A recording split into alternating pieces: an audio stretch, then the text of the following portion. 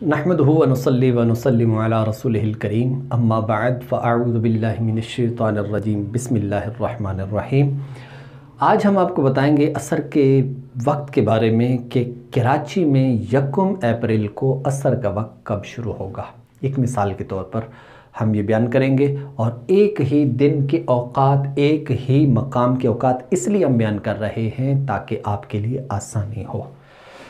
आपने क्या करना है कि मुख्तलिफ़ अर्ज़ बलद लेकर, मुख्तलिफ़ तूल बलद लेकर, इसी तरह मुख्तलिफ़ दिनों के औकात आपने निकालने हैं। इस तरह पाकिस्तान के अलावा दीगर ममालिक के भी आपने निकालने हैं, तो ताकि आपकी जितनी ज़्यादा आपकी प्रैक्टिस करेंगे उतनी ज़्यादा आपकी इस फ़न के अंदर एक दिलचस्पी भी पैदा होगी और महारत भी इंशाअल्लाह पैदा होगी।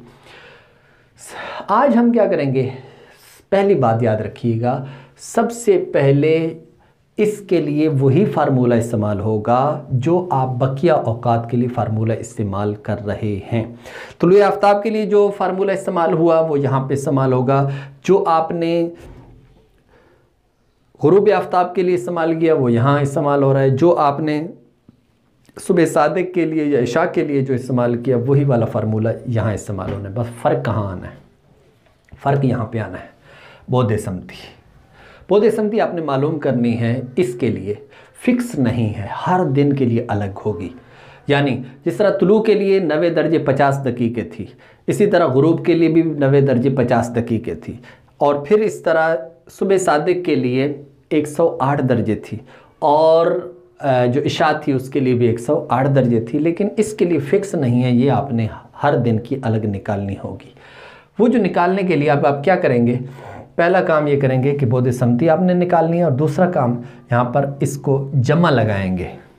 यहाँ अलामत कौन सी आएगी, जमा लगाएंगे। अब कहाँ ये माइनस लगाना है, कहाँ ये जमा लगाना है, इसके लिए एक उसूल याद रखिएगा।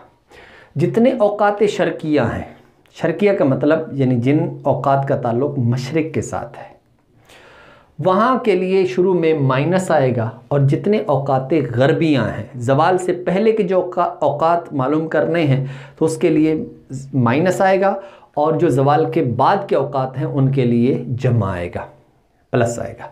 देखिए कैसे, मसलन सुबह सादिक का ताल्लुक़ मशरिक़ के साथ है तो लिहाजा इसके लिए माइनस आएगा।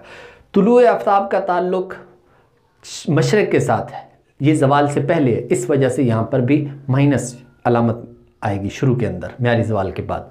और फिर जो मगरिब का वक्त है उसके लिए जमा, इसी तरह इशा का वक्त जमा, क्योंकि ये गरबी औकात है, ज़वाल के बाद के औकात है। और इसी तरह असर का ताल्लुक़ भी चूँकि गरबी औकात के साथ है, इस वजह से औकात गरबिया से है, इस वजह से शुरू के अंदर क्या लगाएंगे, हम अलामत जमा की लगाएंगे। ठीक है, ये हमेशा याद रखिएगा। आइए सबसे पहले हम बोधे समती मालूम करते हैं। ये फार्मूला यहीं पर रहेगा, सिर्फ हमने यहाँ बोधे समती लगानी है। नंबर 1, उसका तरीक़ाकार ये होगा कि सबसे पहले आप क्या करेंगे, बोधे समती बवक्ते ज़वाल, बोधे समती बवक्ते ज़वाल ये मालूम करना है। इसका कायदा ये है कि आप अर्ज़ बलद माइनस मैल, ये आपके पास पहले से मौजूद है, मैल शम्स। ठीक है, मैल शम्स वो यहाँ पर हम देख लेते हैं, आगे लिख लेते हैं। देखो ये पहले मैं यहाँ पर लिखे हुए हैं, वही शुरू वाली, चूँकि जगह जगह हमें ये चीज़ बदलनी नहीं है, इस वजह से मैं इसको यहाँ पर एक लिख कर, जो यहाँ मैंने डेटा लिखा था वो सारा मैंने मिटा दिया है। अर्ज़ बलद हमारे पास था, कराची का अर्ज़ बलद वो है 24 दर्जे 55 दकीक़े, 24 दर्जे 54 दकीक़े।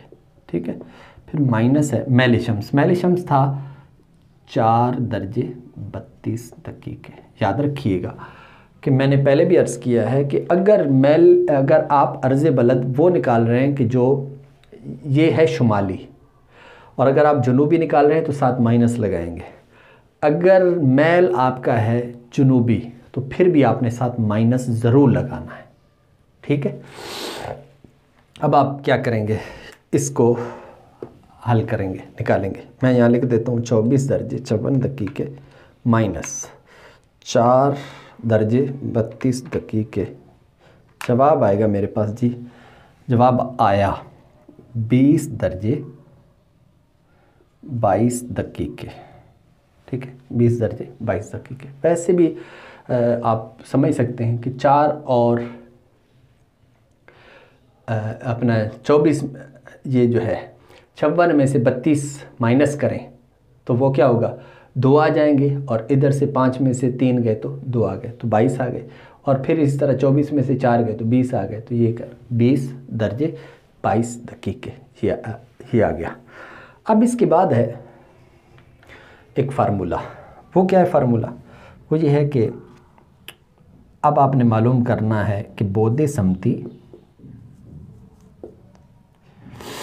बवक्ते मिसले सानी यानी 2 मिसल पर आपने वक्त निकालना है। तो उसका तरीकाकार ये होगा कि आप लिखेंगे टेंजेंट, फिर इसके बाद टेंजेंट इनवर्स।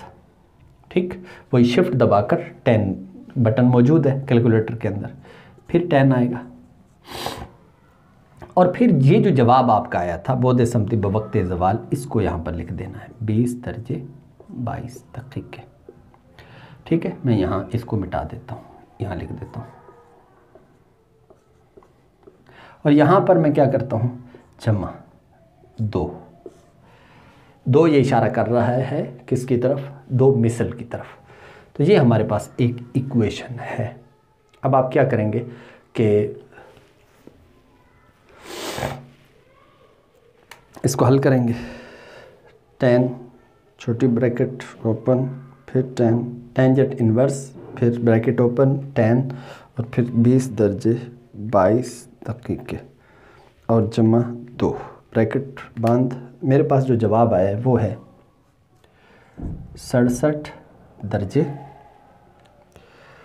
8 दकीके। जितना हो उतना ही लिखिएगा। सानिया, इसको कहते हैं सानिया अरबी में, और सेकंड इंग्लिश में कहेंगे सेकंड। यहाँ पर ये है हमारा बोदे समती, इस जिसको यहाँ हमने लिखना है 67 दर्जे 8 दकीके और 1 सानिया। ठीक है, अब सब कुछ वही चलेगा, वही वाला फार्मूला है, बस ये आपने थोड़ा इजाफा करना था, और ये था आपको ये मालूम करने के लिए। लिहाजा अब मैं क्या करता हूँ, वही फार्मूला यूज़ करता हूँ। 12:36 पर वो म्यारी ज़वाल, फिर जमा हुआ क्योंकि असर का टाइम है, और शिफ्ट दबाया, कॉज इन्वर्स किया, कॉज दबाया तो इन्वर्स हो गया, डबल ब्रैकेट है, कॉज है। बोदे समती यहाँ पर जो अभी हमने मालूम किया 67 दर्जे 8 दकीके 1 सानिया, फिर उसके बाद है माइनस, फिर उसके बाद है साइन दबाकर फिर 24/54 कर दिया हमने। ठीक है, और फिर इसको ज़रब कर दिया, फिर उसके बाद साइन है, फिर इसके बाद मैल शम्स है वो 4 दर्जे 32 दकीके है, फिर उसके बाद ब्रैकेट बंद की है, फिर तकसीम की है, ब्रैकेट ओपन की है, फिर उसके बाद कॉज है, फिर 24 दर्जे 54 दकीके है, फिर उसके बाद ज़रब की है, फिर कॉज है, फिर 4 दर्जे और 32 दकीके है। ठीक है, और ये डबल ब्रैकेट बंद हो गया, और फिर उसके बाद है जनाब तकसीम 15। ठीक है, अब जब ये मैंने आंसर निकाला तो मेरे पास आंसर आया है जनाब, जो वक्त है असर का वो है 17:03 और 26 सेकेंड। 17:03 और 26 सेकेंड, ये हमारे पास जवाब आया है। ठीक है, इसका मतलब ये है कि शाम के 5:03 और 26 सेकेंड पर 1 अप्रैल को कराची में असर का वक्त दाखिल हुआ। ठीक है, मज़ीद आपको अगर ये बात समझ में नहीं आती, कोई भी बात समझ में नहीं आती, तो आप बात के अंदर पूछ सकते हैं। हाँ, एक बहुत अहम चीज़ जो कि मैं भूल गया यहाँ पर बताना, वो ये था, ये जो आंसर आएगा ना, ये आंसर यानी अर्ज़ बलद माइनस मैल शम्स, फ़र्ज़ करें कि कोई ऐसा डेटा आ जाता है कि जिसके अंदर जवाब आंसर जो आता है ना वो माइनस के अंदर है, जैसे ये आया, ये प्लस के अंदर है। अगर वो आंसर आता है माइनस के अंदर, याद रखिएगा उसको आपने एब्सलूट कर लेनी है, यानी माइनस को आपने वहाँ माइनस में जो आया था, आपने जब इधर लिखना है तो इधर आपने एब्सोल्यूट करके लिखना है, यानी -7 नहीं लिखनी, बल्कि यहाँ पर आपने क्या कर देना है, जमा के साथ ही लिखना है, माइनस को वहाँ पर हटा देना है यहाँ जब लिखना है फार्मूले के अंदर तो।